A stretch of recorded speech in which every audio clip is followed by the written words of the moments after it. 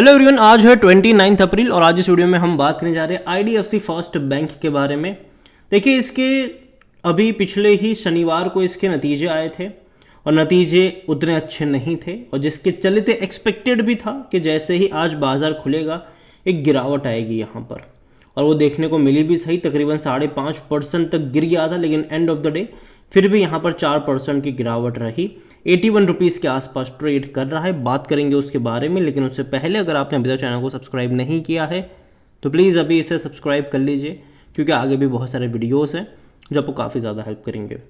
तो देखिए, 81 रुपीज़ का शेयर, आज गिरावट है। एक महीने का ग्राफ देखो तो काफ़ी इंटरेस्टिंग है। देखो, पहले ये बढ़ रहा था, 77 से तेज़ी आई, 84 पे गया, फिर एक थोड़ी सी गिरावट आई, फिर तेज़ी आई और आज एक झटके में फिर से यहाँ पर गिरावट आई।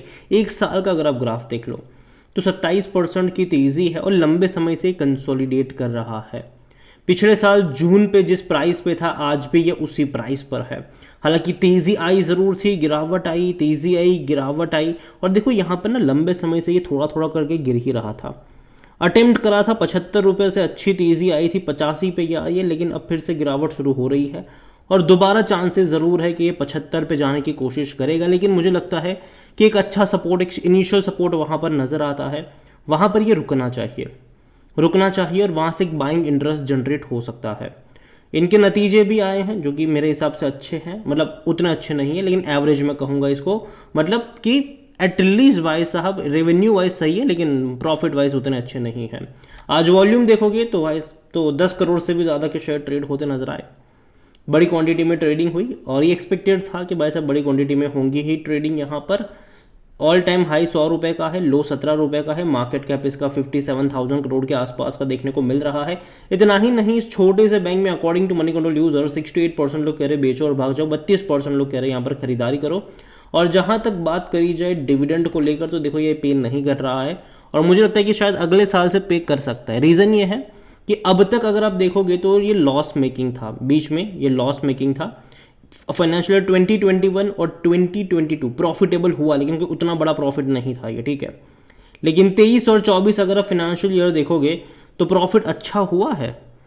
अब देखिए, फाइनेंशियल ईयर 2023 में 2,485 करोड़ का इनका प्रॉफिट हुआ है और 24 में ये 2,940 करोड़ हो गया। एनुअल में बात कर रहा हूँ। सेम चीज़ रेवेन्यू को लेकर अगर आप देखोगे तो भाई साहब बहुत बड़ी तेज़ी आई है। 22 और 24 में रेवेन्यू देखो तो ऑलमोस्ट लगता है कि डबल हुए ज़रूर है यहाँ पर। तो बेहतरीन तरीके से ग्रोथ है रेवेन्यू वाइज। प्रॉफिट वाइज भी देखो तो पिछले 2 फाइनेंशियल ईयर इनके लिए बहुत अच्छे रहे और मुझे लगता है कि जब कंपनी क्वार्टरली तकरीबन एनुअली अगर 3,000 करोड़ के आसपास का प्रॉफिट कर रही है तो शायद हो सकता है कि डिविडेंड भी पे आउट स्टार्ट कर दे अगले साल से, ठीक है। तो वो देखते हैं कि पे करेंगे कि नहीं, करते हैं तो अच्छी बात है। और जहाँ तक बात करी जाए इसके बारे में तो 19 का इसका पी रेशियो, सेक्टर पी 18 का है, 44% एनालिस्ट कहते हैं खरीदारी करो। फिनेंशियल्स अगर आप देख रहे हो तो इनके तकरीबन 9,000 करोड़ के आसपास के इनके रेवेन्यू थे दिसंबर में, जो अभी बढ़ के तकरीबन 9,900 करोड़ के आसपास के हुए। प्रॉफिट भी देखो कोई बढ़ा नहीं है, 740 करोड़ के आसपास का ही रहा है और पहले भी उतने ही थे। हालांकि मार्च के मुकाबले कम है, क्योंकि पिछले साल मार्च में 800 करोड़ से भी ज़्यादा का इनका प्रॉफिट था, तो उसके मुकाबले कम ज़रूर है। जहाँ तक बात करिए शेयर होल्डिंग के बारे में तो प्रमोटर की होल्डिंग 37.43% है और 2.67% म्यूचुअल फंड, 4.14 डोमेस्टिक इंस्टीट्यूशन के पास है। एफआईज बड़ी क्वांटिटी में है, 23.65% का स्टेक लेकर बैठे हुए हैं। रिटेल्स और अदर्स को मिलाकर 32.11% की होल्डिंग है, जिनमें से रिटेल इन्वेस्टर 15.36% पर है और जो अदर पार्टीज़ हैं वो 16.75% का स्टेक यहाँ पर लेकर बैठे हुए हैं। देखिए, ओवरऑल अगर बात करी जाए तो अभी भी मुझे लगता है ये कुछ और क्वार्टर्स के लिए कंसोलिडेट कर सकता है। रीज़न सिंपल है कि अभी भी एक बहुत बड़ा इवेंट होना है और वो है मर्जर का इवेंट। आईडीएफसी फर्स्ट बैंक और आईडीएफसी लिमिटेड दोनों का मर्जर होना है। जब तक ये चीज़ें कंप्लीट नहीं हो जाती, मैं कई बार बोल चुका हूँ वीडियो में, मैं एक्सपेक्ट नहीं कर रहा हूँ बड़ी तेज़ी की तरफ। अगर आप अभी हाल फिलहाल में जो इनके रिजल्ट्स भी आए हैं ईयर ऑन ईयर बेस पे अगर आप देखोगे तो डेफिनेटली इनका डिक्लाइन प्रॉफिट वाइज देखने को मिला है। रेवेन्यू वाइज आप जंप कह सकते हो कि 26 से 27% का जंप इनके रेवेन्यू वाइज आया, तकरीबन 9,900 करोड़ के आसपास का इनका रेवेन्यू रहा है। और तो और अगर हम बात करने जाए इस बैंक को लेकर, तो अच्छी बात यह है कि इनका नेट एनपीए और जो ग्रोस एनपीए है उसमें भी सुधार देखने को मिला है। तकरीबन 1.88% के आसपास का रहा है इनका ग्रोस एनपीए, और अगर हम नेट एनपीए देखो तो वो 0.60% के आसपास का देखने को मिल रहा है।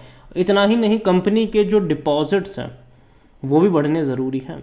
अगर आप यहाँ पर देखो तो loan and advance including credit अगर आप देखोगे तो ये इंक्रीज़ हुआ है 25% से ईयर ऑन ईयर बेस पे। तकरीबन 2,09,65 करोड़ के आसपास का रहा है इस बार, जो पिछले साल 1,60,600 करोड़ के आसपास का था। तो ये अच्छी बात है। इवन कासा डिपॉजिट्स अगर आप देखोगे तो वहाँ पर भी 32% जितना ग्रोथ हमें देखने को मिल रहा है। तो अगेन ये भी एक अच्छी बात है, लेकिन जाहिर सी बात है कंपनी को लेकर देखा जाए तो, सॉरी इस बैंक को लेकर देखा जाए तो पिछले साल के मुकाबले थोड़े से इनके प्रॉफिट में उतना अच्छा परफॉर्मेंस नहीं करा है, जिसके चलते गिरावट हमें देखने को मिली। और ये एक्सपेक्टेड था। अगर आप चैनल को रेगुलर फॉलो करते हो तो अभी सैटरडे को ही मैंने इसके ऊपर वीडियो बनाया था जहाँ पर मैंने कहा था कि यहाँ पर गिरावट एक्सपेक्टेड रहेगी, ठीक है। और तब मैंने ये भी कहा था कि 75 से 80 रुपये का लेवल मुझे अच्छा लगता है। मैं अपने अभी भी उसी स्टेटमेंट पर कायम हूँ कि 75 to 80 रुपीज़ का जो लेवल है वहाँ पर आपकी नज़र होनी चाहिए। एक बाइंग इंटरेस्ट मुझे लगता है कि वहाँ से जनरेट हो सकता है। लेकिन अगेन मैं कह दूँ यहाँ पर कि इसका मतलब ये नहीं है कि इसका बॉटम वहाँ पर बन जाएगा, ठीक है। बॉटम कहाँ बनेगा ये कोई नहीं जानता है, कोई नहीं जानता है। लेकिन कंपनी लॉन्ग टर्म में मुझे लगता है कि ग्रोथ पोटेंशियल है यहाँ पर। तो अगर आप खरीदारी भी कर रहे हो 75 से 80 की रेंज में जाता है, अगर आप खरीदारी करते हो तो थोड़ी सी क्वांटिटी ऐड करना। उसके बाद हर 10-15% के डिक्लाइन पर, हर 10% के डिक्लाइन पर धीरे धीरे ऐड करने के मौके आपको ढूंढने चाहिए। जैसे कि अगर मान लीजिए कि आपको 1000 शेयर खरीदने, 300 ऐड करिए, बाद में 10% के डिक्लाइन पे और 300 ऐड करिए, और 10% के डिक्लाइन पे और 300 ऐड करिए। इस तरीके से चाहो तो आप प्ले कर सकते हो। लेकिन हाँ, आपका जो नज़रिया है वो लॉन्ग टर्म का होना चाहिए। शॉर्ट टर्म में मुझे अभी भी लगता है कि ये कंसोलिडेट कर सकता है, एक रेंज में फंस सकता है। रीज़न ये है कि मर्जर का बहुत बड़ा इवेंट अभी भी पेंडिंग है। IDFC लिमिटेड और IDFC फर्स्ट बैंक दोनों का मर्जर होना है, और मर्जर होने के बाद एक क्लियर पिक्चर सामने आएगा कि भैया क्या चीज़ें यहाँ पर पॉसिबल है, क्या वैल्यूएशन है, क्या चीज़ें हुई है यहाँ पर। तो जब तक वो चीज़ें कंप्लीट नहीं हो जाती, मैं इतना कहूँगा कि मैं बहुत बड़ी तेज़ी यहाँ पर एक्सपेक्ट नहीं कर रहा हूँ। मुझे लगता है ये किसी रेंज में अटक सकता है, और यही वजह है कि वही लोग यहाँ पर निवेश करें गिरावट में जो लॉन्ग टर्म के लिए हो यहाँ पर, ठीक है। क्योंकि ये लंबा प्रोसेस है मर्जर वाला। अब ये कब तक कंप्लीट होगा ये कोई नहीं जानता, मैं भी नहीं जानता हूँ, ठीक है। तो जब तक वो चीज़ें कंप्लीट ना हो जाए तो अगेन मैं कहूँगा कि लॉन्ग टर्म का नज़रिया हो तो ही एंट्री करना। 2-3 महीने का नज़रिया हो मत आना यहाँ पर, दूर बैठो तमाशा देखो। लेकिन जिनका नज़रिया 2-3 साल का है उनको बाय ऑन डिप्स के मौके 75 रुपये के आसपास अगर ये मिलता है तो वहाँ पर आपको ढूंढने चाहिए। अगेन ये मेरा पर्सनल ओपिनियन है, कोई भी इन्वेस्टमेंट एडवाइस नहीं है ये। वीडियो को यहीं पे एंड करता हूँ। पसंद आया हो तो लाइक करें, शेयर करें। चैनल पर अगर आप पहली बार हैं तो प्लीज़ सब्सक्राइब करें। और IDFC फर्स्ट बैंक के बारे में आप क्या सोचते हैं वो भी आप मुझे कमेंट में लिखकर बता सकते हैं। इसके अलावा बहुत जल्दी अभी यूको बैंक के भी नतीजे आने वाले हैं और उसके ऊपर भी वीडियो आने वाला है। तो चैनल को सब्सक्राइब कर लीजिएगा, बेल आइकन को प्रेस ज़रूर कर लीजिएगा। Thank you.